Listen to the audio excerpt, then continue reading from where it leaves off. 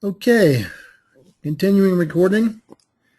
This is Fifth Force Module number 8. Of course, this is completely optional, but it's in here for completeness sake. If somebody wants to understand what workshops are, these slides will help you. First thing, 3 days. Why 3 days? Well, we found early on, I did shorter workshops when clients demanded them. You know, there's no quicker way to get into trouble than doing what clients want. And what I found was that people were actually angry. And what they said to me was, you should have helped when I did a 2-day workshop, for example, you should have held out for 3 days. And I said, well, you didn't want it. And they said, yeah, but I didn't understand the value. You should have insisted. I'm sorry we're leaving early. So that's the first thing. Second is I want you to notice the word work is underlined. These are workshops. I think probably go back to the earliest ones in 1995. They were more like classes, but I really got it after a while that experiential learning is the only way people have lasting learning. So the workshops have experiential learning and also what we call SEEs, significant emotional experiences. These are things where you cement the learning with emotions, and you all understand how this works.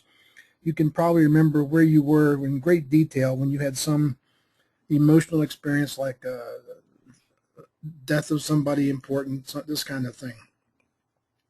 Finally, why are we doing these? Because these are diagnostics and processes you can only do as a group. Individually, this can't be done. So this is the core of the methodology. We take the team's expertise and content and we merge it with 4D systems processes to move up this diagonal line towards building a high-performance context. I have clients that have been in maybe 6 or 8 workshops, and they will tell me that everyone's completely different. And it's because of this. These are some pretty good overview slides. The first thing we do are 3 diagnostics. We find the innate personality of every person on the team. We diagram the team and look at how well it's matched to task. Do a very similar set of diagnostics for the group at large, and we map cultures with diagrams showing the strength in each of the 4 dimensions. Then a really interesting short module that has lots of power, the operating mindset of a project team. Is it about performance, which means you spend whatever you need to get ultimate performance, or is it about cost? It means cost is capped. If this paradigm is confused, you will be fired if you're the project manager and never know why. Next thing we do is a group exercise that I really like, where the group tries to discover for themselves what is at the core of leadership.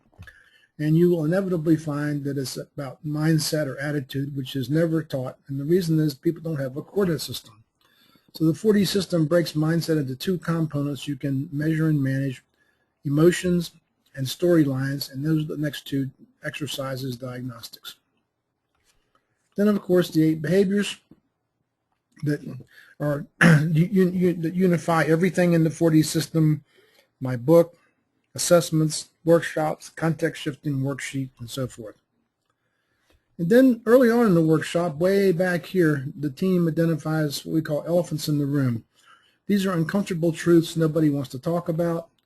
Later, about this time in the workshop, we put together a process where you prioritize these, pick the highest priority ones, and we work through them as a group with the context shifting worksheet. This never fails to find solutions that nobody thought about before. Now here's what is really important, and in the regular workshop I ask people to understand and agree about this.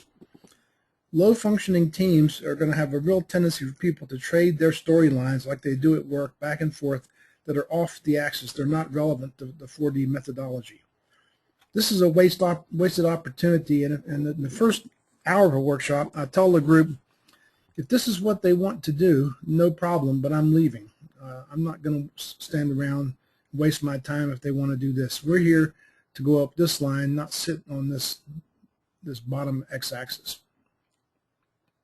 Next piece is a really interesting one, return on investment. I think it's fantastic, and I'll be back with you soon. Thank you very much. Have a great day wherever you are.